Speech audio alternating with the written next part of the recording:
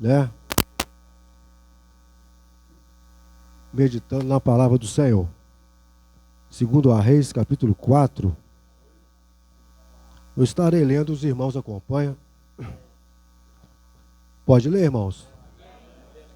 Amém. Diz assim, irmãos: uma mulher, dentre as filhas dos profetas, clamou a Eliseu, dizendo: meu marido, teu servo, morreu. Tu sabes que teu servo temia o Senhor. Agora acaba de chegar o credor para levar meus filhos, meus 2 filhos, para serem escravos. E perguntou-lhe Eliseu: que te hei de fazer? Me diz o que tem em casa. E ela disse: tua serva não tem nada em casa, senão uma botija de azeite. E disse ele: vai, pede emprestado vasilhas a todos os teus vizinhos, vasilhas vazias, não poucas. Depois entra, fecha a porta sobre ti e sobre seus filhos, deita azeite em todas essas vasilhas e põe à parte a que estiver cheia. Então ela se apartou dele, depois fechou a porta sobre si e sobre seus filhos, e estes lhe chegavam as vasilhas, e ela as enchia. Cheias que foram as vasilhas, disse a seu filho: chega-me ainda uma vasilha? Mas ele respondeu: não há mais vasilha nenhuma. Então o azeite parou. E veio ela, pois, e fez saber ao homem de Deus, dizendo-lhe ele: vai, vende o azeite, paga a tua dívida, e tu e teus filhos vivei do resto. Amém, irmãos? Quantos estão com o coração aberto aqui nessa noite para ouvir a palavra do Senhor? Amém? Podeis assentar, irmãos, em nome de Jesus. O Senhor, né, possa falar no seu coração nessa noite. Queria dizer para os irmãos, nessa noite, irmãos, que nenhum ser humano, ele está apto para vencer a circunstância da vida. Eles, por si só, ele não consegue vencer as aflições, as tempestades, as circunstâncias, irmãos, que vem na vida de cada um de nós, que nós não esperamos. Não existe aquele que diz assim: eu sou forte, eu consigo vencer, eu consigo sobrepor essa dificuldade, que é mentira, irmãos. Quem nos dá força é Deus. Quem está na nossa vida é Deus. Nós não conseguimos, irmãos, vencer essa batalha. A cada instante, irmãos, aparece um cenário na nossa vida diferente. Você enfrenta um tipo de luta, quando termina aquela vem outra, e quando termina aquela vem outra. Você não vai ter sossego aqui. Você só vai ter sossego lá no céu. Aqui, irmãos, aqui não é lugar de descansar, não é lugar de dormir. Aqui é lugar de pelejar. Não é, irmãos? Nós vemos, irmão, nesse cenário aqui, nós vemos, irmãos,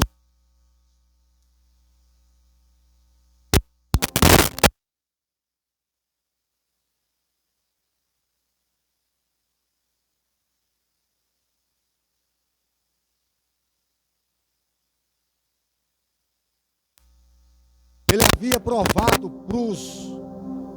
pro Deus de Baal que o Deus de Elias era poderoso. E Elias provou isso no Monte Carmelo. Ele clamou ao Senhor, o Senhor mandou fogo do céu e consumiu até a água, lambeu até a água do sacrifício, a ponto de que monte daquele povo de Israel levantar a mão e dizer: só o Senhor é Deus. Me chama a atenção muito, irmão, no profeta Elias, que ele era um homem de coragem, de determinação. Mas, irmãos, veio uma luta sobre ele, que ele correu, irmão Rafael, e foi para a caverna. Mas uma coisa, irmãos, que me chama a atenção naquela caverna, não foi o fato dele correr e esconder na caverna, porque isso é normal. Ninguém é super-homem. Você vence uma batalha aqui, mas perde outra. Você enfrenta uma com coragem, mas a outra você está com medo. Isso é normal, isso aqui é humano.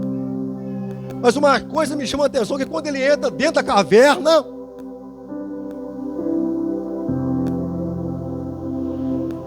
algumas coisas acontecem na vida dele ali dentro da caverna. Passa um vento, ele achou que Deus estava. Passou um fogo, ele achou que Deus estava. E ele dentro da caverna. Aí vem e passa um terremoto.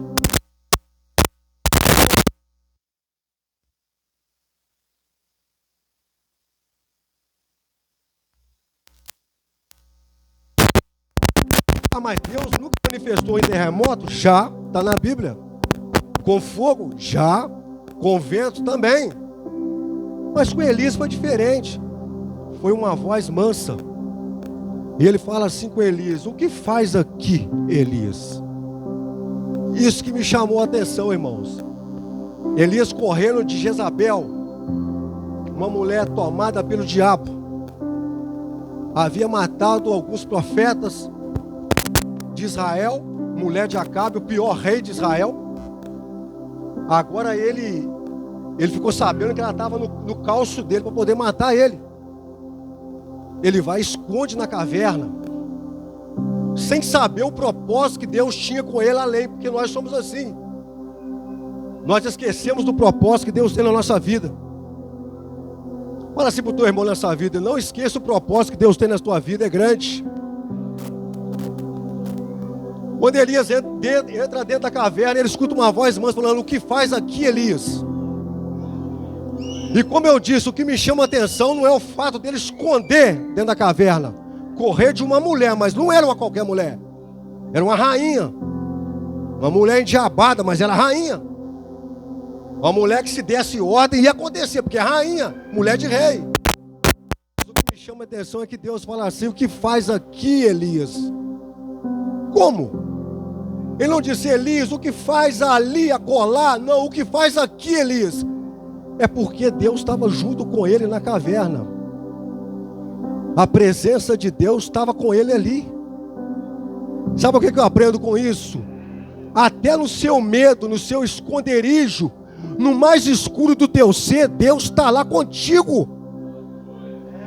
Deus, Ele não abre mão de você, de mim, por nada. Ele tira Elias daquela caverna. Imagina Elias pensando assim: agora acabou. O Senhor me usou, agora já chega. Meu pescoço daqui a pouco vai sair fora de mim. Mas não, o Senhor falou assim: não, a sua mão ainda vai ungir pessoas ainda. As suas mãos ainda vão ungir pessoas. Há unção sobre a tua vida. Eu quero te dizer uma coisa aqui nessa noite: há uma unção sobre a tua vida aqui nessa noite. Sabe qual que é a maior inveja do diabo contra você? Não é porque você sabe os 77 livros da Bíblia, 79, me fala a memória. Não é 60 aí? 66, isso mesmo. 39 e depois 27, me fala a memória. Não é por causa disso não. O diabo não tem, ele te odeia, sabe por quê? Porque há uma unção sobre a tua vida. E essa unção ele não pode ter. É a unção de escolhido, de separado, de santificado, escolhido de povo dele. E essa unção estava sobre Elias. Elias vai, irmãos, e unge Eliseu. Eliseu acarretando seus bois. Ele vai, chama Eliseu e unge Eliseu. E Eliseu, irmãos, quando Elias unge Eliseu, Eliseu gruda no pé de Elias. Aonde Elias vai, Eliseu vai atrás. Elias fala assim com Eliseu: fica aqui. Elias, antes de ser levado num redemoinho, ele fala assim: Eliseu, fica aqui, porque eu tenho que ir a Betel. Aí Eliseu olha para ele e fala assim: como vive a tua alma, assim como vive Deus e vive a tua alma, eu não vou te deixar. E ele desce com Eliseu. Quando chega, irmãos, em Betel, Eliseu fala assim: Elias fala assim: fica aqui um pouquinho, Eliseu, que agora eu tenho que descer, o Senhor está me enviando em Jericó. assim como vive o Senhor e vive a tua alma, eu não te deixarei. Ele desce também. Depois o Senhor manda ele no Jordão. Elias para o Jordão. Eliseu, fica aqui um pouquinho. O Senhor me envia ao Jordão.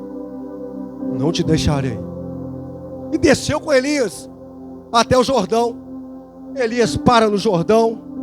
Eu imagino Elias olhando para Eliseu. O que esse rapaz quer de mim? Elias vai, cheio da unção de Deus, pega a capa, dobra a capa, encosta nas águas, fere as águas, a água do Jordão se abre. Ele fala assim: vão Eliseu, passa Eliseu a pé enxuto os dois. E quando ele passa do outro lado do Jordão, ele olha para Eliseu: o que é que eu posso fazer para você, Eliseu? Ele, irmãos, não pediu bens, ele não pediu nada a não ser: eu quero uma unção dobrada do teu espírito. Imagina, irmãos, que Elias ficou surpreso. Eu ungi ele, mas agora ele está querendo a porção dobrada. Ele quer fazer mais do que ele quer, ser mais usado do que eu. Ele é atrevido. Eu quero porção dobrada. Ele falou assim: ó, tem uma coisa, se você me ver ser tomado, vai acontecer. Agora, se você não me ver ser tomado, daqui a pouco eu vou ser tomado. Não vai acontecer lá na tua vida. Ele grudou nele. Aí que ele grudou nele mesmo. E de repente vem carro de fogo e leva Elias num redemoinho. E quando ele leva Elias, a capa de Elias cai, ele mão na capa. Falou: agora é a minha vez. Ele mão na capa e fica do lado do Jordão. Ele vai, pega a capa, fere a capa e diz assim: aonde está o Deus de Elias? O Jordão se abre. Aleluia! Você está sentindo a presença de Deus aqui nessa noite? Quando o Jordão abre, ele vai e passa. Quando ele passa, irmãos, aí uma coisa, irmãos, que me chama a atenção. Ele estava em Betel, de Betel ele veio para Jericó, de Jericó ele veio para o Jordão. E quando ele pega a capa, irmãos, ele em vez de descer, ele vem para baixo, agora ele começa a subir. Ele começa a voltar para o mesmo caminho que Elias havia passado com ele. Eu estava olhando, irmãos, o significado de Gilgal. Gilgal significa sacrifício. Sacrifício, pacto, fala de pedra, pacto de pedra. Betel fala a presença de Deus. Jericó fala a fragrância que vai para Deus. O que é o teu louvor, a tua adoração? Ela não pode ficar aqui. Ela tem que passar desse teto e alcançar o trono de Deus. Porque o dia que a tua adoração ficar aqui, vai embora para casa que é melhor. Porque aqui é lugar da sua unção transportar este teto, o primeiro, segundo céu, e chegar ao trono da glória. E Elias, irmãos, e Eliseu, irmãos, ele agora chega lá em cima. E quando ele chega lá, irmãos, ele havia aprendido uma lição muito grande com Elias. Qual lição? A de descer. Porque Jordão significa algo que desce. E ele desceu. Tem uma palavra para você nessa noite: quer subir, desce. Quer prosperar na casa de Deus, desce. Quero ser um grande pregador, desce.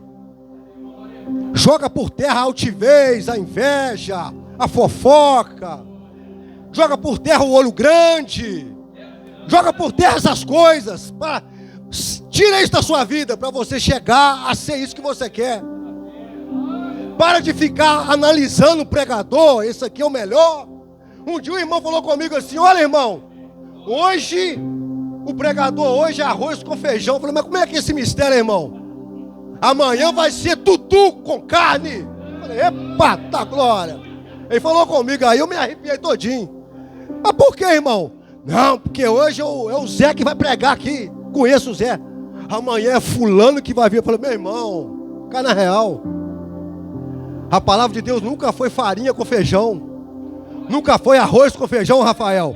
A farinha sempre foi carne. É alimento para a nossa vida, meu irmão. Se subir uma criança para pregar aqui, dê ouvido, porque a palavra de Deus está sendo pregada aqui no púlpito. Ah, show que beleza. Para de analisar, irmão, pregador. Pregador não faz nada, não. Ah, mas ele tem uma sabedoria tremenda, Salomão tinha. Será que ele era mais sábio do que Salomão? Ô, irmã, esqueça o nome da irmã. Lorena, né? Será que algum pregador aqui era mais sábio do que Salomão? Nunca. E o que Salomão fez depois? Jogou tudo a perder. Cheio de sabedoria. Então, meu irmão, a maior pregação é a palavra do Senhor. Se uma criança subir aqui em cima, aqui, ler o Salmo 100, eu estou dando glória a Deus, eu estou indo para casa feliz. Porque a palavra foi pregada. E uma coisa, irmãos, que me chama a atenção é quando o profeta Eliseu, irmãos, imagine na sua casa uma mulher chega lá toda desesperada.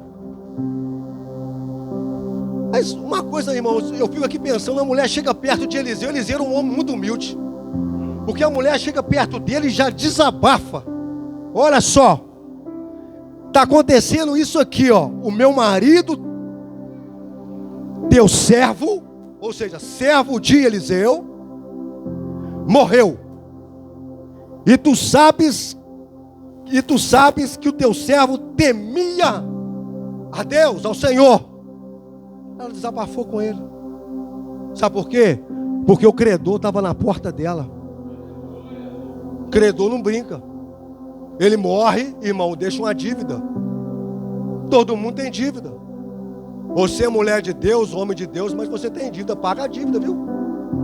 E hoje tem a quantidade de crente que deve e não paga. Passa perto da loja, ele até tampa a cara. Ó, o irmão fala, nossa, ele está me devendo, não pagou até hoje. Não tem dinheiro, não? Tem, ele trabalha, ganha quanto? O salário, mas não me paga. Pois é, rapaz. Deus não está nesse negócio não, viu, irmão? Deus não está nisso não. Não está. Foi com o irmão Paulo Marcos, falou, pode pular, virou uma pipoca em cima do púlpito. Mas você vai ver a vida do camarada, ele tem amante. E ele pinta o 7 lá fora. E você está pulando com ele. O que adianta isso, irmão? É uma vida toda enrolada. Mas Eliseu não, Eliseu é um homem de Deus.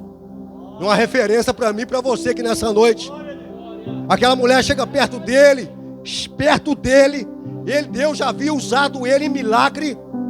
Ele já havia abrido o rio Jordão. Deus usou ele. Ele havia levado sal para as águas de Jericó, que estavam águas de morte. Ele havia levado uma tigela de sal e jogou dentro, e as águas sarou as águas. Ele havia ajudado o rei de Israel, pecaminoso, mas ele ajudou porque precisava ajudar. 3 reis contra o rei de Moabe. Ele ajudou. Ele fez aparecer água onde não tinha. Deus usou ele aqui numa batalha de 3 reis contra um rei. Ele ajudou o rei de Judá, o rei de Israel e o rei de Edom. Deus ajudou eles. Usou Eliseu. Eliseu podia bater no peito e falar assim, minha filha, eu vou resolver seu problema aqui agora, porque eu acabei de fazer milagre lá atrás. Olhe para mim. Mas não, irmãos, ela chega desesperada. Uma coisa que me chama a atenção é que ela procurou um homem. Eliseu não era mulher, era homem. E naquela época, uma mulher, ela jamais poderia procurar um homem. Hoje, se uma mulher que dentro da igreja vai passando por algum problema, aí você olha para o seu vizinho. Eu tenho certeza que você que é mulher, você vai procurar uma mulher que está do seu lado. Você não vai procurar com o marido dela porque você se constrange. Isso é normal. Naquela época era pior ainda. A mulher, ela não tinha tanto valor. Ela não tinha. Mas mesmo assim ela foi até um homem. Ela não teve medo de dos outros falar dela ser colocada como uma mulher qualquer. Mas no desespero dela, ela foi até Eliseu desabafar até Eliseu da situação dela. Mas uma coisa, irmãos, que me chama a atenção é que ela estava passando por 2 situações. Eliseu havia enfrentado um cenário, Rio Jordão fechado, abriu a cidade de Jericó, as água de morte, resolveu o problema. Agora Eliseu chega num cenário diferente. Ele vê agora uma mulher desesperada. E os credores na porta dela. Imagina que os credores chegam e falam assim: ó, nós vamos pegar seus 2 filhos. E naquela época, irmãos, a dívida era lei, levava os filhos para ser escravo. Eles iam trabalhar, até pagar a dívida, depois liberava eles para ela.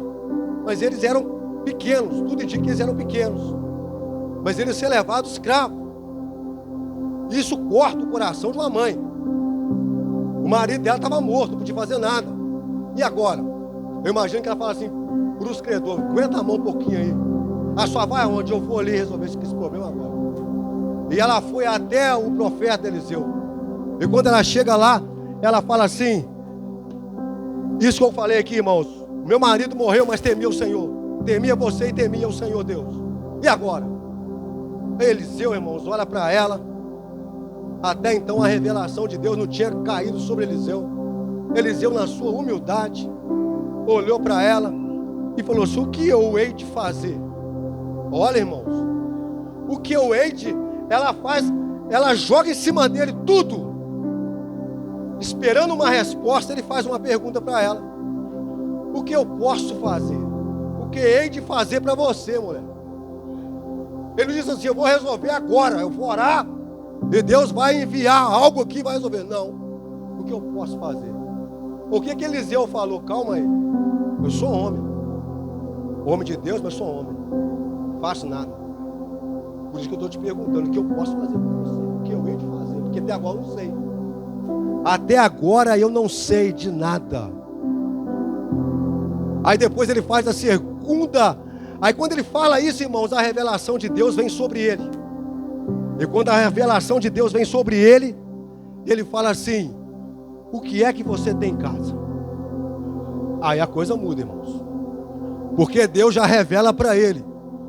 Pergunta isso para ela, porque ela tem alguma coisa em casa.